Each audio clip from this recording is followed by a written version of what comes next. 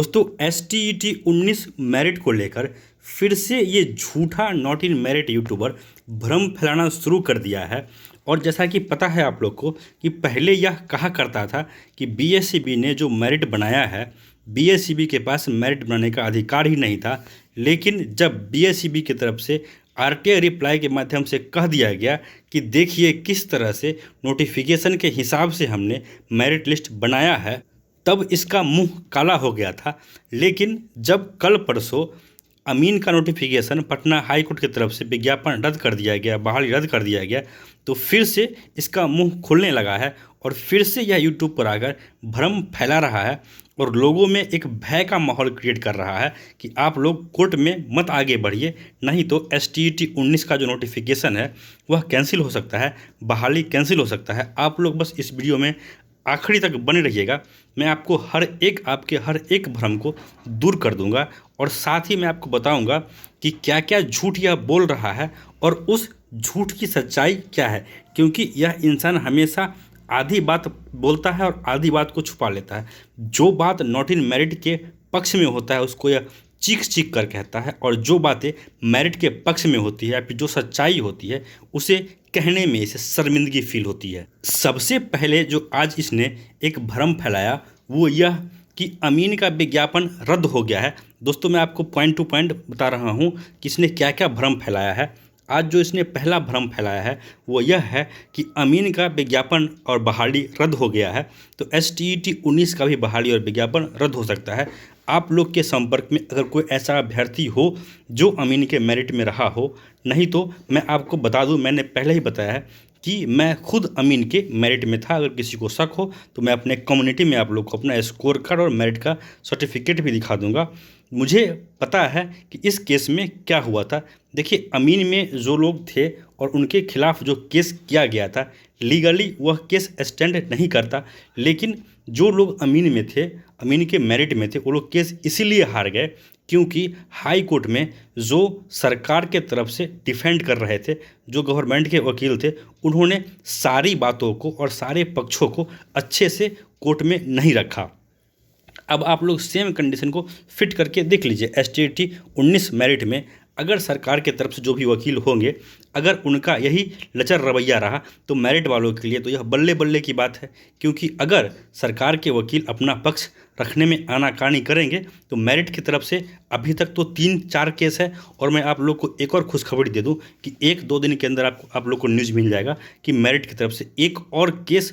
होने जा रहा है फाइल, और वो भी केस इसी केस के साथ टैग होगा। तो आप लोग सोच के देख लीजिए कि सरकार के तरफ से एक वकील रहेंगे मेरिट के खिलाफ में, और मेरिट की तरफ से 4-4, 5-5 वकील रहेंगे। तो अगर सरकार के जो वकील साहब हैं अगर चाहते हैं कि हम आनाकानी करें अपना पक्ष रखने में, तो उनका स्वागत है, वो आनाकानी बिल्कुल करें। लेकिन जो मेरिट के वकील होंगे वो अपने पक्ष को जोर शोर से रखेंगे और मेरिट वालों के जो जीत है वो दिलाकर ही दम लेंगे। रही बात जो अमीन के नोटिफिकेशन में क्या चीज़ें थी और क्या चीज़ें नहीं थी, तो अगर आप लोग कोर्ट कचहरी के मामला को समझते हैं तो देखिए वहाँ पे सिर्फ और सिर्फ एक ही बातें होती हैं कि आप बातों को जज साहब के सामने, न्यायाधीश महोदय के सामने कितनी स्पष्टता से और कितने ज़ोरदार तरीके से रिप्रेजेंट कर सकते हैं, इसी पे आपके केस में क्या जजमेंट आएगा बहुत हद तक डिपेंड करता है। और जैसा कि मैंने आप लोग को पहले ही बताया कि जो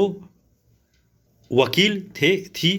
वकील थी रितिका रानी, जो कि इसके खिलाफ लड़ रहे थे, और जो सरकार के वकील थे उन्होंने अपना पक्ष सही से नहीं रखा, इसीलिए केस में हार हुई है और फिर से डबल बेंच में जाने के मूड में है गवर्नमेंट। तो अब आगे देखना होगा कि अगर गवर्नमेंट जो है अमीन के केस को लेकर डबल बेंच में जाती है, तो अगर फैसला पलट गया तो फिर भी जो लोग अमीन के मेरिट में उनकी बहाली हो ही जाएगी। क्योंकि मेरिट कोई मजाक नहीं होता है कि एक बार बना दिए और अगले ही क्षण उसको हटा दिए। इससे हज़ारों लोगों की उम्मीद जुड़ती है और हज़ारों लोगों के पीछे जो परिवार हैं उससे लाखों लोगों का उससे रोजी रोटी और इमोशन कह लीजिए जुड़ जाता है।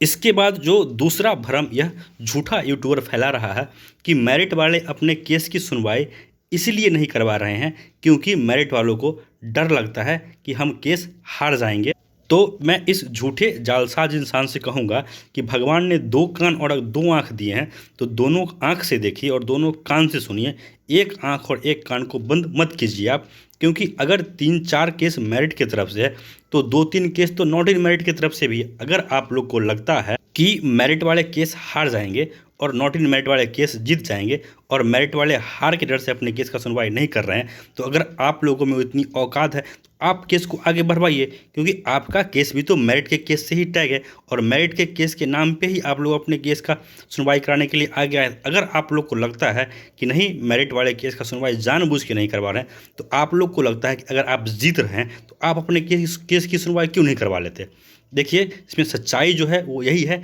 कि जो न्यायालय का प्रक्रिया है वो इसमें देरी लगती है, और जिस तरह से ज़्यादा समय लग रहा है इसको लेकर सभी लोग, जितने भी मेरिट में हो या नॉट इन मेरिट में हो या फिर जो लोग केस किए हैं, जो पेटिशनर है, वो लोग खुद इन चीज़ों को देखकर, जो न्यायालय का रवैया है यह देखकर आहत हैं कि इतने इम्पोर्टेंट मुद्दे पर जो केस है इसको तवज्जो क्यों नहीं मिल रहा है। अब ये न्यायालय का प्रक्रिया है और न्यायालय की प्रक्रिया में ज़्यादा कुछ कमेंट करना भी सही नहीं होता है। इसके बाद तीसरा झूठ जो इस यूट्यूबर ने कहा है वो यह कह रहा है कि गवर्नमेंट ने अपने काउंटर में कहा है कि बीएससीबी ने जो मेरिट बनाया है वो गलत मेरिट बनाया है, बीएससीबी को मेरिट नहीं बनाना चाहिए था। लेकिन इस नासमझ को यह पता नहीं है कि इसी केस के काउंटर में जब बीएससीबी ने अपना काउंटर फाइल किया है, उस काउंटर में बीएससीबी ने खुद कहा है कि हमने जो मेरिट बनाया है इसके लिए हमें रिटर्न में ऑर्डर दिया गया था शिक्षा विभाग से। तो यहाँ पे साफ साफ शिक्षा विभाग की किरकिरी फिर से होने वाली है।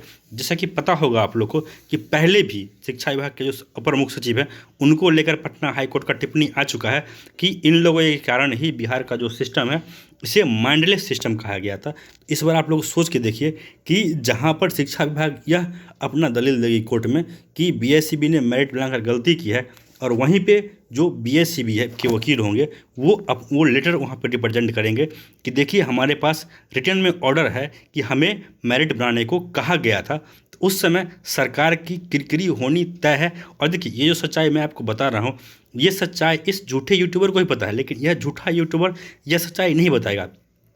ये इसलिए नहीं बताएगा क्योंकि अगर लोग सच्चाई जान गए तो इस झूठे इंसान की दुकान बंद हो जाएगी। इसके बाद चौथा और आखिरी में यह जो झूठा यूट्यूबर झूठ बोल रहा है, इसका कहना है कि हर सब्जेक्ट में सीट बढ़ेगी, क्योंकि 19 से लेकर 21 तक का हर जितना भी वैकेंसी होगा उसको जोड़ा जाएगा। तो इस जालसाज इंसान से मेरा सीधा सा सवाल है, क्योंकि मैंने इसके हर सवाल का टू द पॉइंट जवाब दे दिया है, तो इस झूठे यूट्यूबर से मेरा सीधा सा सवाल है, और जो भी लोग मेरे वीडियो को देख रहे हैं आप लोगों से निवेदन है कि इस सवाल को इस झूठे यूट्यूबर तक ज़रूर पहुंचाइएगा कि यह जो कहता है कि सीट बढ़ेगा, 500 सीट बढ़ेगा, 600 सीट बढ़ेगा, चलो मान लिया 1000 सीट बढ़ेगा, 2000 सीट बढ़ जाएगा, मान लो कि 5000 सीट बढ़ गया, 10,000 सीट भी अगर मान लीजिए बढ़ गया, फिर भी अगर 10,000 सीट ही बढ़ता है फिर भी सारे कंप्यूटर साइंस अभ्यर्थी और सारे एसएसटी अभ्यर्थियों का सिलेक्शन किस तरीक़ा से होगा, क्या फार्मूला इसके पास है, वो यह इंसान हमें बताए।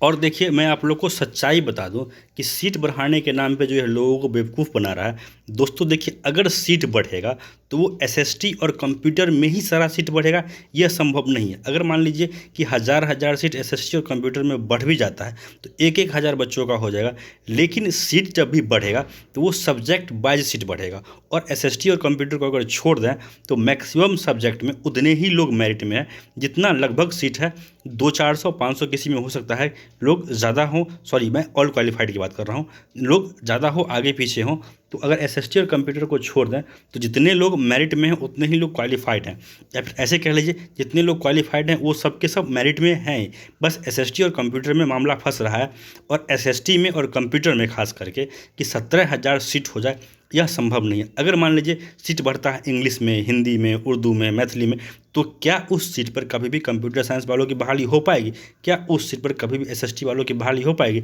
तो जो लोग एसएसटी और कंप्यूटर साइंस में छंट रहे हैं उनको तो छंटना ही है, भले वो लोग मेरिट वाले छटे या फिर नॉट इन मेरिट वाले छटे। तो जब छंटना ही है तो उन लोगों को क्यों नहीं छंटा जाए जो इसमें पात्र नहीं है, जो इसके लिए एलिजिबल नहीं है। मैं उम्मीद करता हूं कि जितना भी भ्रम इस झूठे यूट्यूबर ने फैलाया था, इसका मैंने आप लोगों को सही और सटीक विश्लेषण दिया होगा। और जो मैंने सवाल उठाया है कि इस झूठे यूट्यूबर से, इस झूठे जालसाज इंसान से आप लोग पूछिए कि अगर मान लीजिए कि सीट बढ़ेगा भी, फिर भी आपके पास ऐसा कौन सा फार्मूला है कि आप सभी का नियुक्ति या फिर नियोजन करवा देंगे। दोस्तों, इस वीडियो में इतना ही। अगर आपको वीडियो पसंद हो तो कृपया चैनल को सब्सक्राइब कीजिए, वीडियो को लाइक कीजिए और कम से कम हर मेरिट धारी तक इस वीडियो को शेयर ज़रूर कीजिए। धन्यवाद।